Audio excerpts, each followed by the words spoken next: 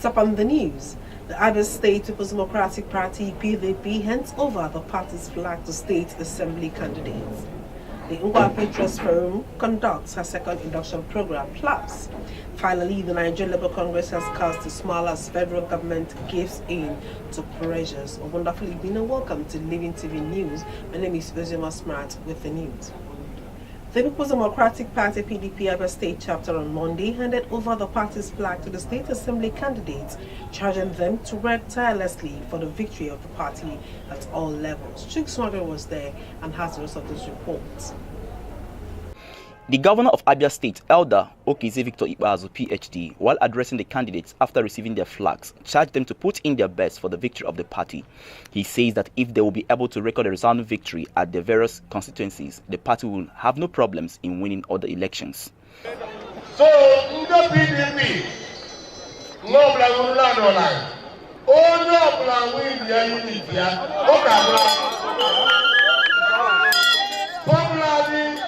the election 2019 PDP all day. PDP all day. The chairman of the party, Chief Johnson Onibu Akimbo, in his address says that the party's flag being handed over to the candidates shows that they are fully cleared to run for the positions. Also, an indication that work has fully commenced. Chief Johnson called on the candidates to work for the victory of the party. We want to give you flag, so you go home and work. Don't wait for any other person. Don't wait for any other thing. Flag means go around, go to your constituency and begin to work. We want to observe how to say the military team. They will monitor every constituency and every candidate. It's a flag today. I am managing the flag game, man. Responding on behalf of other candidates, Honorable Cosmos Ndukwe says that they will work to ensure that the party wins in all the 24 state constituencies. He thanked the party for giving them the opportunity to serve. I want to thank on behalf of the House of Assembly candidates and the party hierarchy, especially our chairman, Chief Omibo, and his team for this wonderful act of mobilizing us, encouraging us, and sending us to deliver in our various constituencies. Yes. To him that much is given. Yes. Much is expected of him. Of course. Let me, on behalf of my colleagues and all the candidates of the Houses of Assembly, reassure our party that victory will be ours. Other party stakeholders who attended the event expressed their confidence that the party will come out victorious on the February 16 and March 2 elections. We will win. Not ready. We will win. PDP will win in Abia State. We are the party to beat in Abia. We will win. We are the state ruling party, and we've been doing the work and giving the masses the dividend of democracy. So readiness is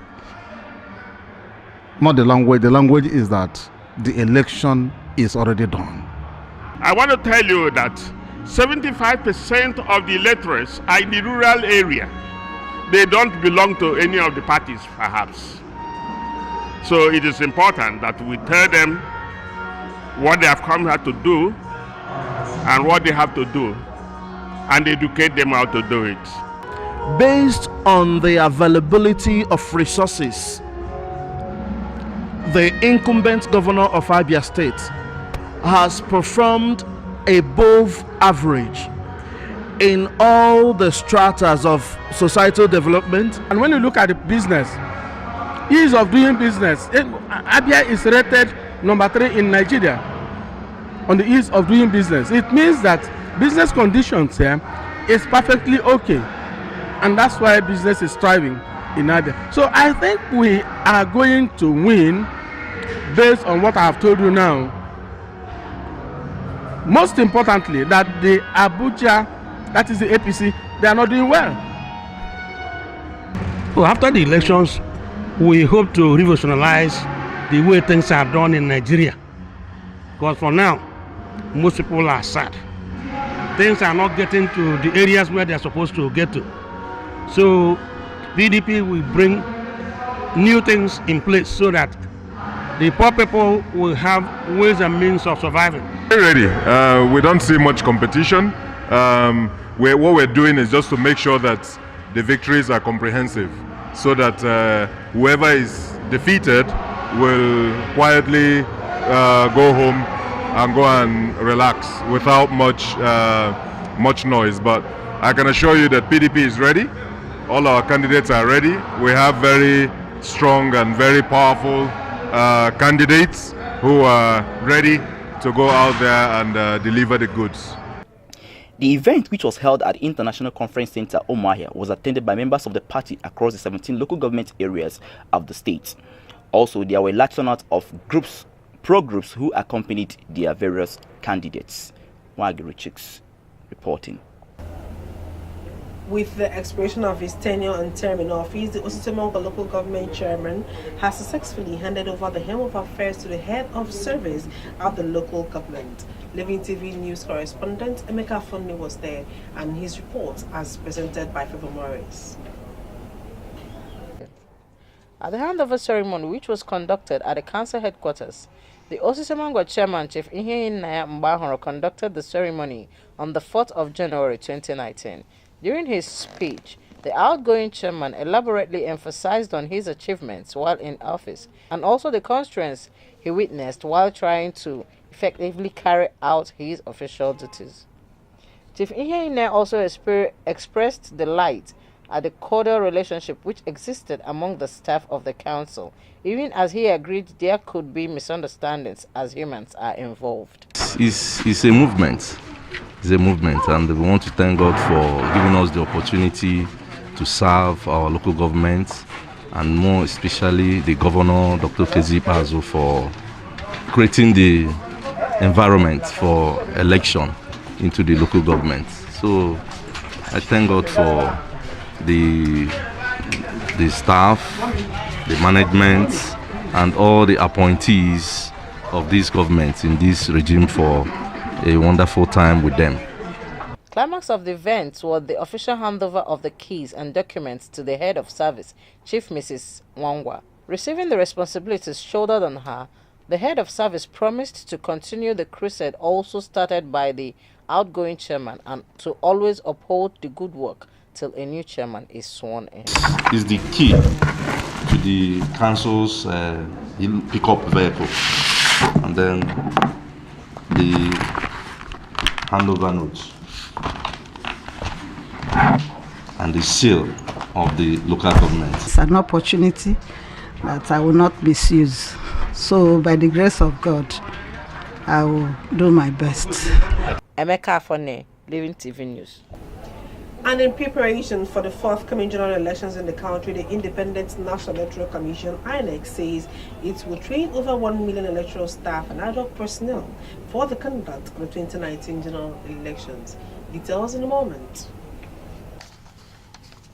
Chairman of the Board of Electoral Institute, Mr. Solomon Shobi, stated this during a workshop for state training officers and assistant training officers on cascade training implementation for 2019 election.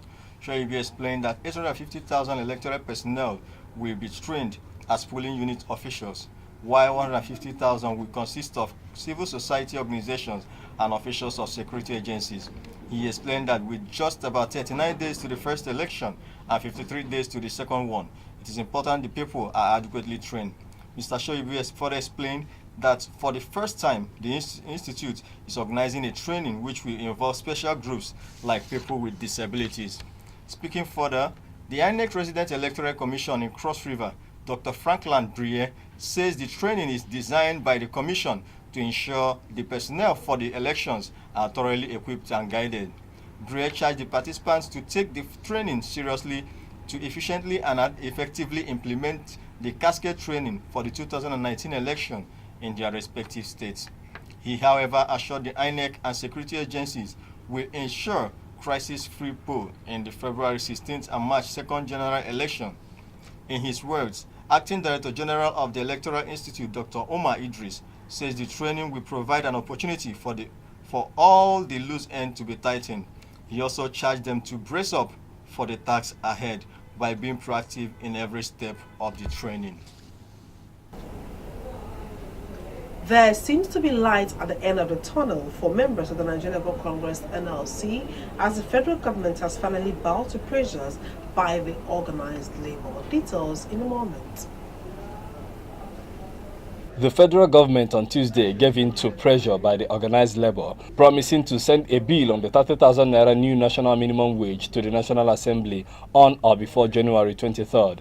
Addressing journalists in Abuja on the outcome of a meeting with leadership of the organized labor, Minister of Labor and Employment Dr. Chris Ngige says the government will judiciously implement the processes which will enable it to transmit the bill within the stipulated time. He says the report on the new minimum wage will be taken to all statutory meetings of the Federal Executive Council, National Economic Council and the National Council of State meetings to enable them transmit the bill on the national minimum wage. Ngige, however, thanked the labor unions for their understandings and also appealed to them to stand down their threats on protest and industrial action. Making his own speech, Labour President Mr. Ayuba Waba says the leadership of the labour movement will insist on a firm commitment so that government will not go back on its promise. According to Waba, workers' welfare and well-being must be paramount, which he says gave rise to the rally which took place across the length and breadth of the country. He clarifies that the protest rally served as a warning to the federal government before a nationwide strike if the government continued to delay the transmission of the minimum wage bill to the National Assembly. The NLC boss concludes they want the agreement documented and signed by government representatives. Finally, he says the National Assembly, which is currently on recess, will resume plenary on January 16th, so the bill is expected to be transmitted as they assure the National Assembly is desirous of ensuring that workers are decently paid. Living TV News continues after this time out.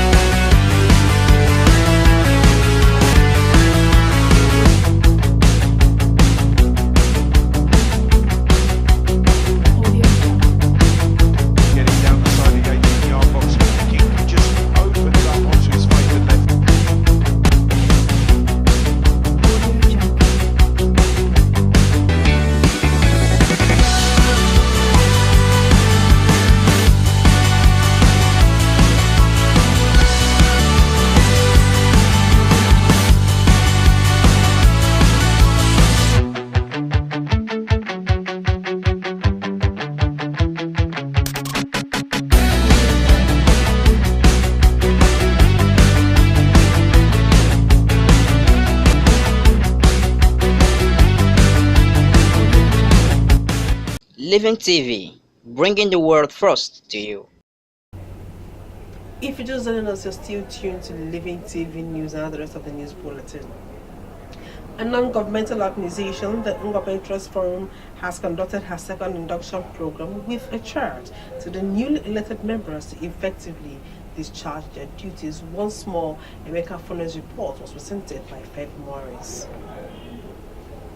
Chairman of the occasion, Chief Tony Ewenrozo, emphatically stated that the inducted members are responsible and trusted Ngwa men who have assiduously contributed in diverse areas towards the development of the area. Chief Ewenrozo, however, expresses delight at the level of unity which existed among the members, while insisting that this can invariably be the bedrock of the forum.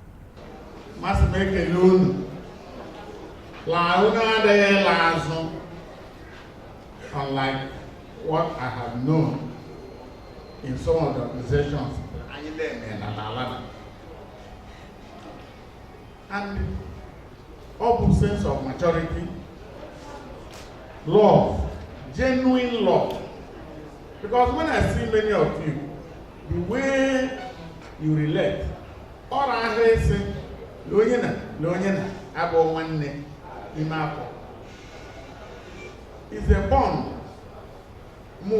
personally, amongst all of you. And when I get my Horonish, who has a lifestyle that does not hurt. Furthermore, the chairman advised other men of Ongwa extraction who have the intent of joining the forum to do so and form a formidable Ongwa land. High point of the event was the induction of members as the governor, Dr. Okezie Victor Ikpeazun, who was the special guest at the event, handed over the certificates to members. Super Elder. Chief Mike Akajugo.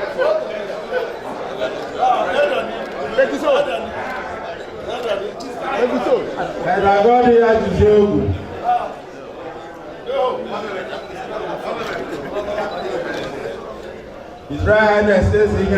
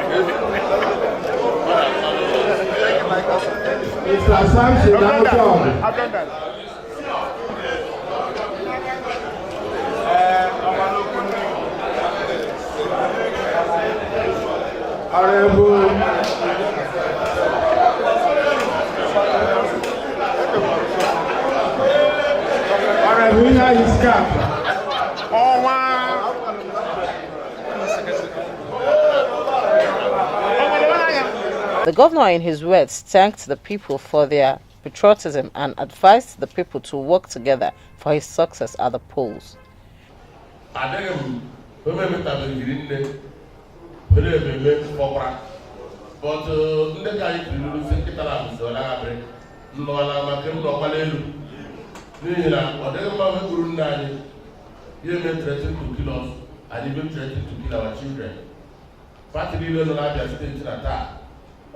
PDP Prelonia, Umba, Incable Governor.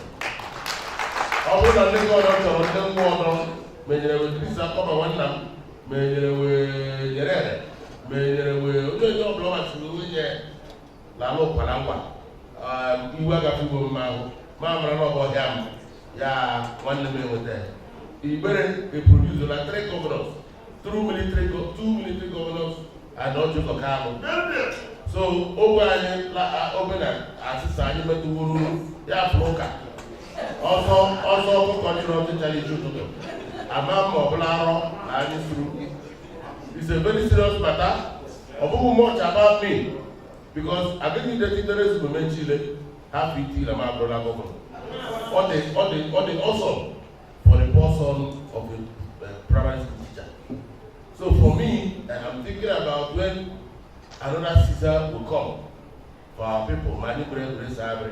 President of the forum expressed satisfaction towards the achievements of the task mapped out by the forum, which includes the involvement in the education sector and also that of health and social amenities. Other achievements include disbursement of bursaries and sinking of boreholes in the different constituencies.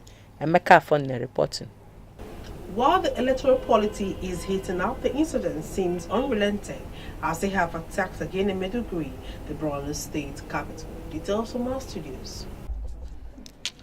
At the peak of the attacks, Boko Haram bombed bridges on the major routes leading to Maiduguri, except the Maiduguri-Kano highway, which links the state capital with Damaturu, the Yobe state capital. Following the attacks, Nigerian troops have closed the only safe highway that leads into Maiduguri as a result of the attack, which occurred in the last 48 hours. So far, it is not yet clear how long the closure will last, but motorists says they were stopped from applying the route early this morning. According to reports, on Christmas Day, suspected Boko Haram gunmen carried out a major attack on a military base located at Kukrata village of Yobe State, along the Maiduguri-Damaturu highway. The attack, which was confirmed by the theater commander of the Operation Lafiadola, Benson Akiniloye, a military source informed newsmen that vehicular movement on the Maiduguri-Kano road have been extended down to Potiskum, a town in Yobe, which is about 235 kilometers away from Maiduguri. In a reelected view, some soldiers fighting insurgency have blamed President Muhammadu Buhari and the Chief of Army Staff, Lieutenant General Tukur Buratai. One of the soldiers says the president is not doing his job and alleged that the Nigerian army generals were all corrupt. Jane Okorafor, Living TV News. And now sports. Liverpool and Egyptian striker Mohamed Salah has been awarded the African Player of the Year 2018 in an elaborate ceremony in Dakar, Senegal. He joined other stars like Samuel Eto'o and Yaya Toure, who claimed the prestigious award 2 times in a row. Sports correspondent Emeka Fonley has this and more on Sports News. The Liverpool and Egyptian star Mohamed Salah capped a stunning year with the second African Player of the Year crown, beating off competition from teammates Sadio Mane and Aubameyang. It is the Egyptian's second African Player of the Year title, which has made him join fellow former stars that won the title twice in a row, like El Hadji Diouf, Samuel Eto'o and Yaya Toure, that won the title back-to-back.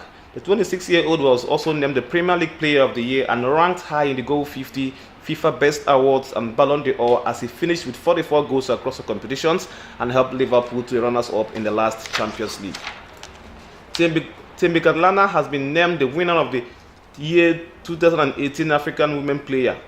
The South African and Banyana star claimed the award after leading South Africa's female team to a first ever Women's World Cup qualification and runners-up at the African Women Cup of Nations. Kgatlana was crowned the best women's player for Africa in 2018 at a gala in Dakar, Senegal on Tuesday after edging out the duo of Aishat Oshoala and Francesca Odega. Egypt has been awarded the right to host the 2019 African Nations Cup finals after beating South Africa in a straight shootout between the only 2 bidders to replace the original host, Cameroon.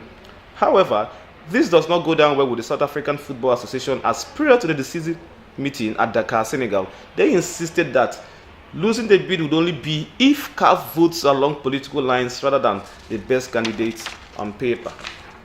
The both Nigerian National League and Super 8 tournaments have been on since 6th of January at the Enyimba International Stadium, Aba, since last weekend. A total of 8 teams have assembled at the Enyimba City to resolve the 4 teams that would make up the NPFL team this season. The 8 teams in contest include Bendel Insurance, Kada City, 3FC, Gombe United, Delta Force, Real Stars, Kogi United, and Remo Stars. In the day 1 of the tournament, Gombe United played at a 1-1 draw with Kogi United as Joseph Onoga scored for Gombe United and Enes Ibrahim scored for Kogi United respectively.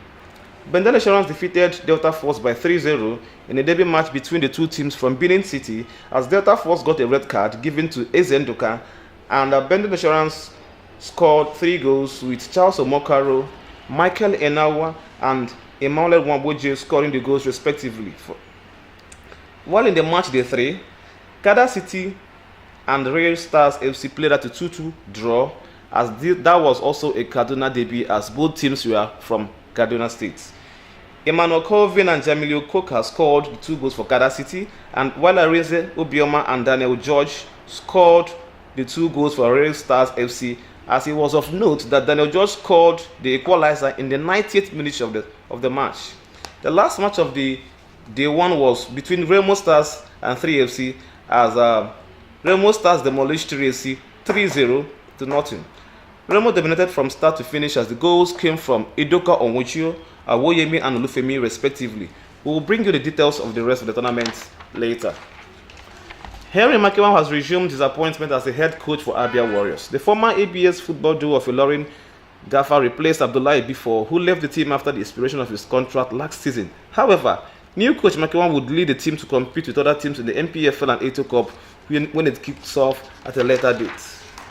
Hurricanes VAR assistant penalty gave Tottenham a slim advantage in the Carabao Cup semi-final against Chelsea with a 1-0 first leg win at the Wembley Stadium. Ken scored from the spot in the 26th minute after being scattered down by the Chelsea FC goalkeeper Ares Balaga, as the VAR ruled the England striker had stayed onside in the build-up. The new year has opened doors for transfers as usual, and the rumours and speculations are much in the air, as clubs seek to make reinforcements and also offload so as to face the second and final part of the league. Chelsea started the transfer window with the securing of £58 million Christian Pulisic from Borussia Dortmund, who was also loaned back to return to Chelsea fully by next season. Manchester United have been preparing to launch a formal bid to seal an important €50 million transfer for Koulibaly Kalidou of Napoli, as they need defensive reinforcements and other players like Perisic and Savic to help join the team. Gonzalo Higuain is nearing a loan swap to Chelsea, as Morata could likely replace him at AC Milan. Cesc Fabregas has played his last match with Chelsea as he looks set to join Thierry Henry's AS Monaco of France. Jermaine Defoe have also moved on loan from Bournemouth to Rangers FC of Scotland. Just before we leave, a recap of our major stories. As the election date draws closer, the People's Democratic Party, PDP, in Abia State has handed over the party's flag to state assembly candidates with a charge to deliver in their constituencies. We saw that a non-governmental group, the Ngwape Trust Forum, over the weekend conducted her second induction program for members. And finally, in another bulletin, we saw that with no option left, the federal government has promised to bow down to pressures from the organized labor to give in to the passage of 30,000 naira new minimum wage as proposed by the federal government. That's our package from those who made it absolutely possible, from the men behind the cameras and of course those behind the console. My name is Uzino Smart, wishing you a wonderful evening.